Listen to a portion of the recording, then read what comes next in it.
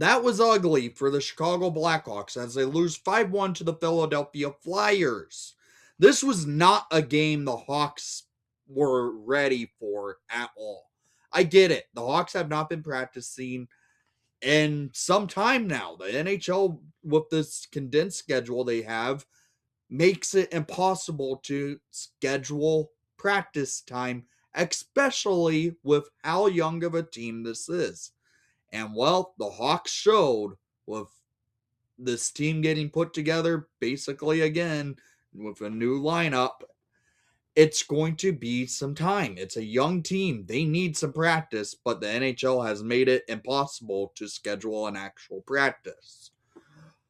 Hawks lose 5-1 to the Philadelphia Flyers. Spencer Knight had a rough night. Frankly, that was one of his worst games as a Chicago Blackhawk. Andre Burakovsky continues to play horrible hockey. But someone making his NHL debut was number 12, Sasha Boisvert, who I honestly thought played a solid game. Did he not get engaged with the offense? Well, yeah, it was kind of tough for him. Granted, he was on that third line and fourth line in tonight's action, but I felt like Sasha played an okay game in his debut. Anton Frundell playing his second game, and he played pretty solid. But the Hawks lose this one 5-1 to the Philadelphia Flyers as they just came out slow and Philadelphia pounced. 9-10 on shot for Philly in the first, 10-14 for Philly in the second, 7-18 for Philly in the third. Total shots on goal 26-42 for Philadelphia. Right there, the Hawks don't have the puck. They are not controlling play. Philadelphia controlled play from the very beginning. Power play 0 for 3. Granted, 2 of the power plays were abbreviated. And Philadelphia 0 for 4. Granted, a couple of their power plays were abbreviated because the refs just liked calling bad penalties in this game. It was just one of those games. Yes, this is a young team at the average age of 24.03 as an age for a team.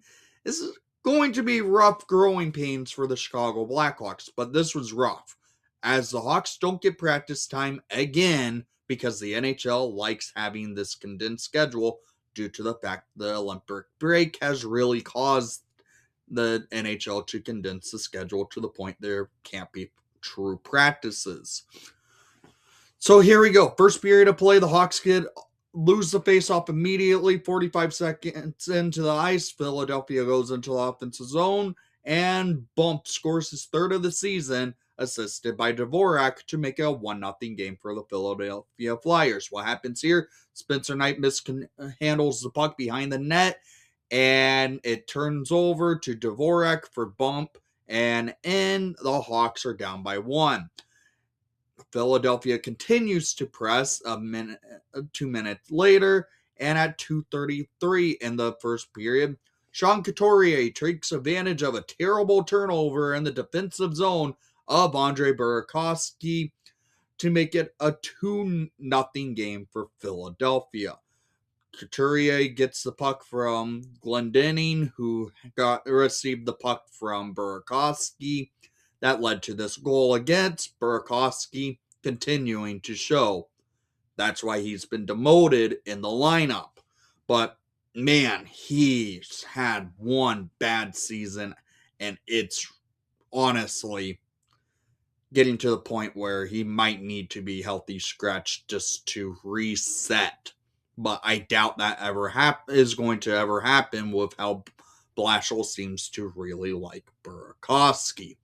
Then penalty trouble happens in the first period. Hawks getting a couple penalties. Hawks killing them off. Philadelphia got a couple penalties, and they killed them off because they were abbreviated power plays.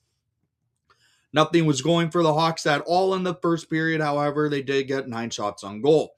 Going into the second period of play, couple power play for the Hawks to start the period. Does not do anything with it, and Philadelphia scores at 5:14 in the second period by Barkley, his fourth of the season, assisted by Zegras and Tippett to make it a 3-0 game. Knight really did not read the puck well here, and the Hawks are down by 3. However, the Hawks can come out and start pressing at 11-11 in the second period, scored by number 98, Connor Bedard, his 30th of the season, assisted by number 15, Anton Frendel, and number 46, Louis Krabier, to get the Hawks on the board within 2. This goal, Bedard, his 30th, was all set up by Anton Frendel behind the goal, and he goes backhand, no look pass over to Bedard. Bedard snipes it, and the Hawks are on the board. However, that doesn't last long because a minute later, the Flyers go down the ice at 12:41 in the second period. Noah Cape scores his 16th of the season, assisted by Mitchkov and Bump, to make it a 4-1 game. So at that point, the Hawks may have momentum from a Bedard goal. Doesn't. Nope, definitely not, because the Flyers go down the ice. They were able to score just a minute and a half later. And to end the second period of play, to just add salt to the wound to make it a 5-1 game, Dvorak scores his 15th of the season, assisted by Tippett and Cates at 19:35. This was a ugly game by the Chicago Blackhawks. Going into the third period, Hawks don't get much of anything going for themselves to try generating some opportunities. It was an ugly game. That's point blank. That's how it is. It was ugly. The Hawks did not get aggressive for the puck. They made sloppy plays, and it cost them this game. Yes, it's the first of a back-to-back. Now they have to travel to New York City to play against a terrible New York Ranger team who just had a game where they only had 9 shots on goal. Hopefully, tomorrow's a bounce back at Madison Square Garden and the battle of the two Centennial teams.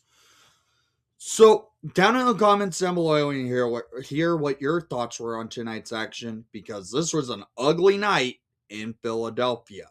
And thank you for watching the broadcast despite the outcome, and most of all, let's go Hawks.